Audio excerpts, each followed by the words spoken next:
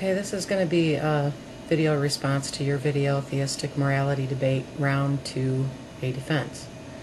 So I'm just going to go through here and comment on whatever I thought I needed to comment on. This video, I had said, as humans, we recognize that some objective values exist. We are literally hardwired that way. And he responded. And obviously this has, parts of what theoretical bullshit said.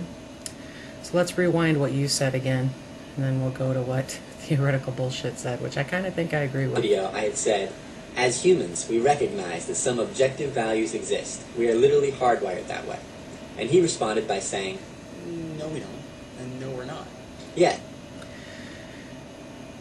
Now, as far as being hardwired for morality, I don't, and this is what is confusing me about you, because, it seems like you like to call yourself a theist over a Christian, which I have my own theories on why that might be.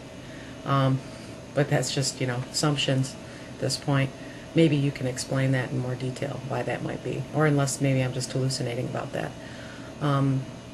But as far as us being hardwired for morality, I would think somebody in your position would believe or feel that God gives you morals, because I always understood that that's what Christian philosophy or the doctrine tells them or teaches, is that only God provides morals. That's where morals come from, is God. And you've said that in other places, that that's where morals come from. But now you're making an argument which is kind of contradictory to me, that we are hardwired for these things, unless you're going to say that was God's doing, or that's God in our hearts or something. And so it just seems contradictory. But as far as what I think,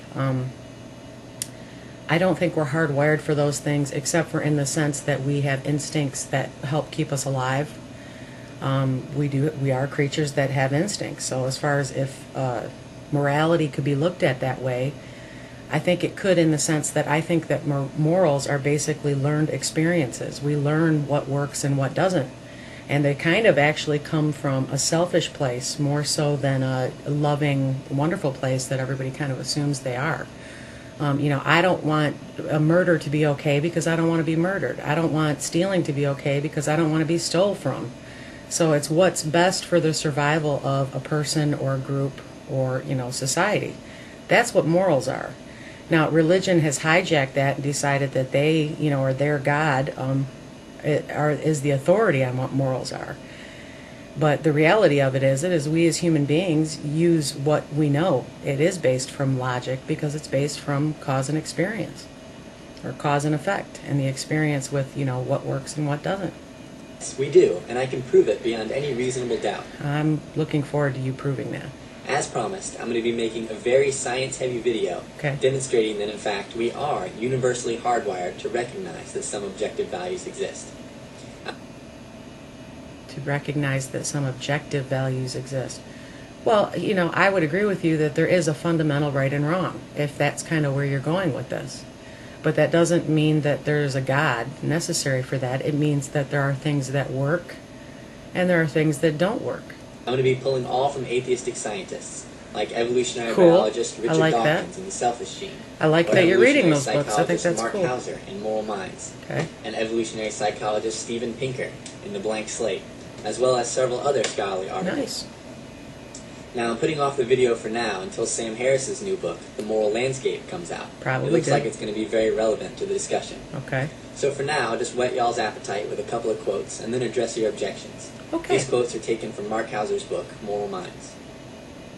The point here is simple. Our moral faculty is equipped with a universal set of rules, with each culture setting up particular exceptions to these rules. All humans are endowed with a moral faculty, a capacity that enables each individual to unconsciously and automatically evaluate a limitless variety of actions in terms of principles that dictate what is permissible, obligatory, or forbidden. Yeah, cause and effect. That's basically what that's kind of describing. Our moral sense is an inevitable outcome of normal growth, no different from the growth of an arm or eye. Because it's about survival. So yeah, it is normal, and it is innate in the sense that survival is innate. That shows us that our moral knowledge is indeed hardwired, innate, and universal. But the knowledge is not hardwired, but the instincts to survive are. It's not like we actually need modern science to verify these points for us. As Thomas Jefferson pointed out in the Declaration of Independence, we hold these truths to be self-evident. Now let's go ahead and look at your objections against my original claim. I mean, ask yourself if Hitler recognized any objective value for human life. We are all hardwired to believe that killing a non-consenting human for entertainment is wrong, even Hitler. Let's take a look at this quote from the United States Holocaust Memorial Museum and then begin. The Nazi regime employed propaganda to impress upon German civilians and soldiers that Jews were not only subhuman, but also dangerous enemies of the German Reich. It's not that Hitler didn't believe this moral principle existed, or even that he didn't care about it. It's that he didn't think he was violating it. If he... Well, I suppose if you look at the fact that he considered Jewish people subhuman, then maybe somehow in his mind it made it okay to kill these people.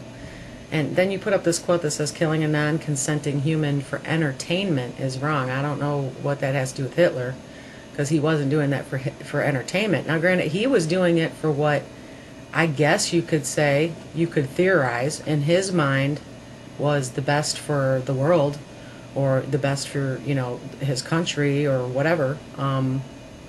So in a sense, you could look at it and say, well, he was still being moral because he was doing what he thought was best. But again, it goes back down to kind of what you were alluding to, that there is a fundamental right and wrong.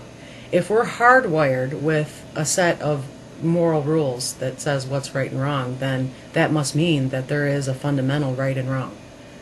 You know, and if that's true, then something is either right or it's wrong on a moral point of view. So even if somebody twists that because of their ideology or their belief in something, then they're still wrong. They're still being immoral. If he views Jews as subhuman, then he wouldn't think that he was killing a non-consenting human for entertainment when he kills a Jew. However, science shows us that Jews are not subhuman, and science is objective, meaning Hitler was objectively wrong. But that's not the end of it. Not only were Jews considered subhuman, you have to consider too that people choose what they, you know, want to believe. You know, it's just like we were talking about worldviews at another video when we were having comments back and forth. You choose what your worldview is based off of what the moral compass that you think we have hardwired, what you think that is, or how you understand that. You know, which is why I have a hard time with that too, just like theoretical bullshit. I don't know that we're hardwired with that. We as a society learn that. And as far as people who deviate from that, it's because they've either adopted a worldview that goes against what the majority of people would find fundamentally immoral, and therefore in their mind they think it's okay, which maybe to them in a sense it's moral. Because I mean, there's countries where, you know, killing is okay for you know, for reasons that we here would think are not okay. Or they think that they're doing a moral thing because of whatever. And I mean, yeah, the rest of the world might be able to look at that and say, well, no, that's wrong, and those people are sick and twisted and whatever. But at the same token, it's just like a psycho. If a psycho thinks, oh, well, you know, somebody came down and told me, you know, God told me that I had to go kill, you know, all the boy babies. Started killing all the boy babies. Well, obviously we can see that that's wrong, but he thinks he's right because he thinks God told him to do it. What's going to happen to that guy? He's either going to get put in jail or somebody's going to kill him because they're going to try to keep him from killing the babies. And, you know, and then the world again learns another lesson. Well, you know, it's not good to be psycho. Now, granted, you can't always predict that, or you can't always prevent it, but if you do A, B will happen. If you do C, D will happen. We learn that. It's logic. It's a learned thing. but if you remember back to that quote, the Nazis didn't think that they were killing Jews for entertainment. They killed them I don't know where the entertainment part of that came in at, but yeah. to stop the dangerous enemies of the German Reich. Right. Let's see your next point. They were The psychological. term objective value, i.e. values that exist independently of subjects, is a self-contradictory term. Here's the definition of value from dictionary.com. The desirability of a thing, often in respect to some property such as usefulness or exchangeability, worth, merit, or importance. Now, while it's true that value can be, and often is, subjective, nothing about the definition prohibits or even implies that value cannot also be objective or inherently valuable. Now, when you go on to redefine value as inherently subjective, like this, Without subjects, objects have no value. I have to agree with theoretical bullshit here that, without subjectivity, objectivity has no value because there has to be a difference between the two. There is a value to what is objective or factual because of the fact that there are things that are opinion, are just opinion, or are not factual.